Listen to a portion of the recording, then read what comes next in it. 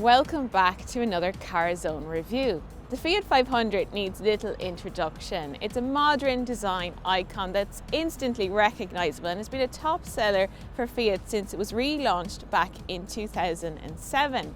Now it's back for a new generation, and this time it's electric. And that's probably the most significant change this car has had in the 15 years since it was relaunched. The Fiat 500 is famous for being cute, Italian and cheap. It's definitely still cute, and it's probably more Italian than it ever was because now it's built in Turin, not Poland. And it is cheap by electric car standards because it goes on sale priced from about €25,000 for a version with a 24 kilowatt hour battery, though you'll pay about €30,000 for a version with a larger battery and more range. But there is a lot of great competition from other small electric EVs like the Peugeot E208, the Opel Corsa E, the Renault Zoe, the Mini Electric and the Honda E. The 500e might be cute, but is it any good? In this video review, we're going to take a closer look to find out. Remember, you can find more Fiats for sale like this 500 on carzone.ie, Ireland's trusted motoring marketplace. The Fiat 500e is built on a new platform, and it's about this much taller and about this amount longer and wider than the previous version of the car. But it's still tiny. It measures less than 4 meters in length. Now you can get it as a hatchback or a cabriolet with a folding fabric roof.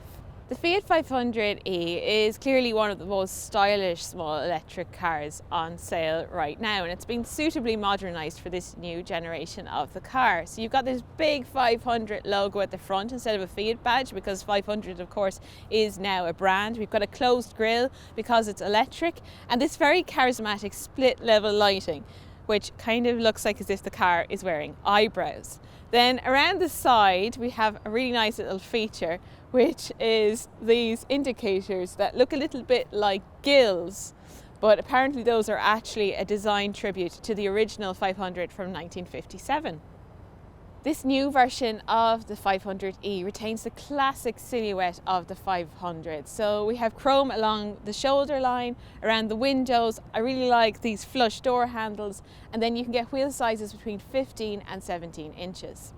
At the back, the 500e has got a real sporty stance. We've got a roof spoiler, there's new light clusters, there's a big chunky bumper, big Fiat badge, and of course no tailpipes because this is a zero emissions Fiat.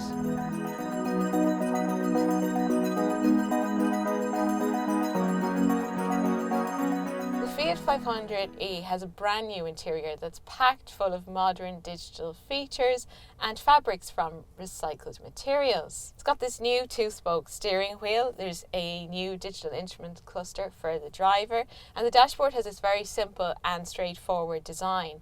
A 7-inch touchscreen comes as standard, but all other versions get this very impressive 10-inch screen with very crisp graphics and lots of functionality. Wireless Apple CarPlay and Android Auto come as standard regardless of what version you go for, and the top of the range La Prima model even gets a wireless smartphone charger.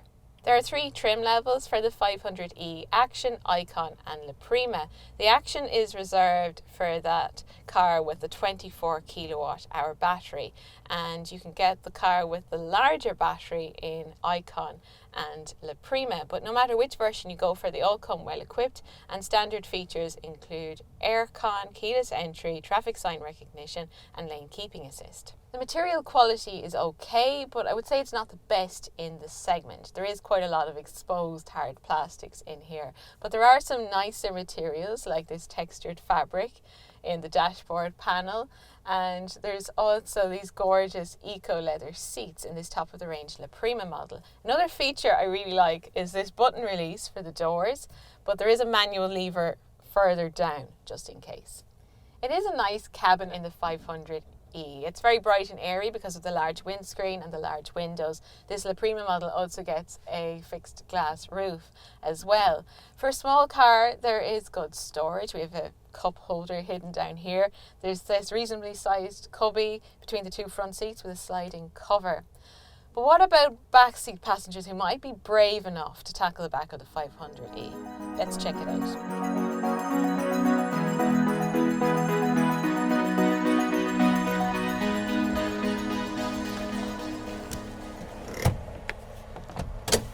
So yes, this is a very small car and it is tight back here. I can't see it being very comfortable for adults to sit back here for very long. It might be okay for small children. There's just 2 seats back here and there's actually Isofix on both seats, but it won't be very easy to put a bulky car seat into the back of this car, though there is Isofix on the front passenger seat. So really this car isn't one that you buy if you carry rear seat passengers regularly.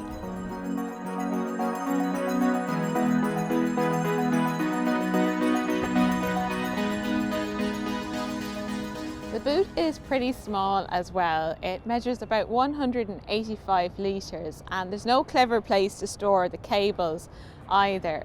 But look, you'll still fit a few bags in here. You can also let down the rear seats for a little bit more space. And remember, this is a car you buy because it's cute, not because it's practical. So let's see if it's any fun to drive.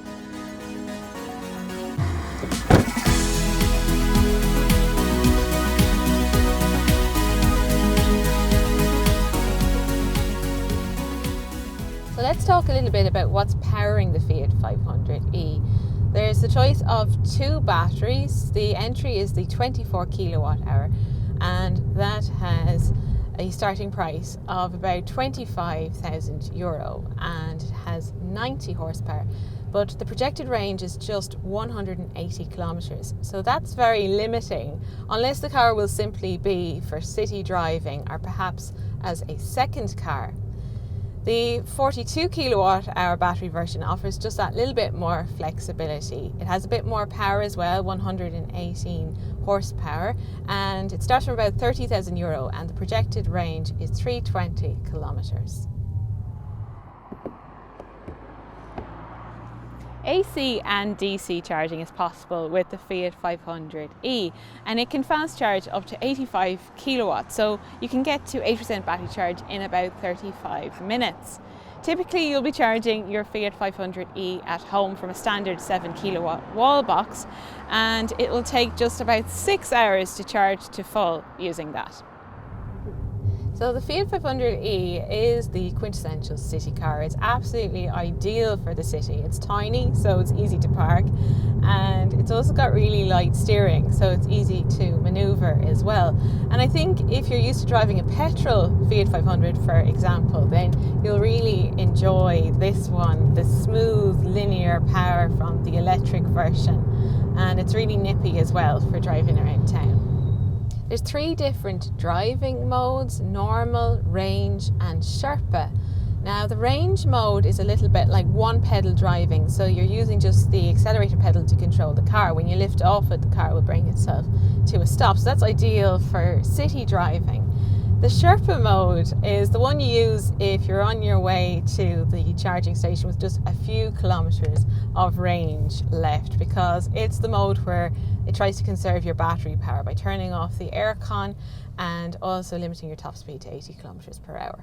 The biggest frustration with the car is probably the ride comfort, because it doesn't feel quite as mature on the road as some of those other small electric cars. It does bounce around a fair bit, and particularly when you're on the motorway at high speeds, it just never really settles down. So that could be quite annoying on a long journey. But look, it's a city car, and as long as it stays in the city, that's where it really shines.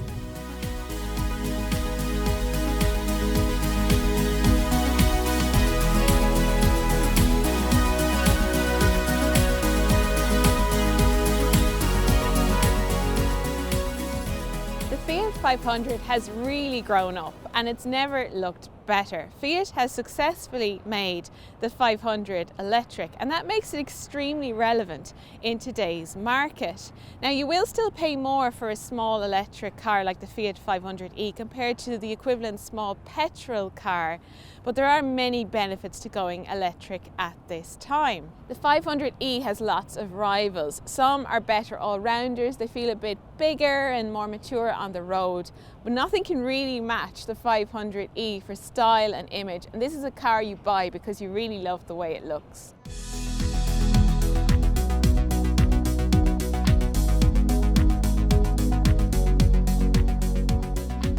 Please click subscribe to stay up to date with all our latest videos.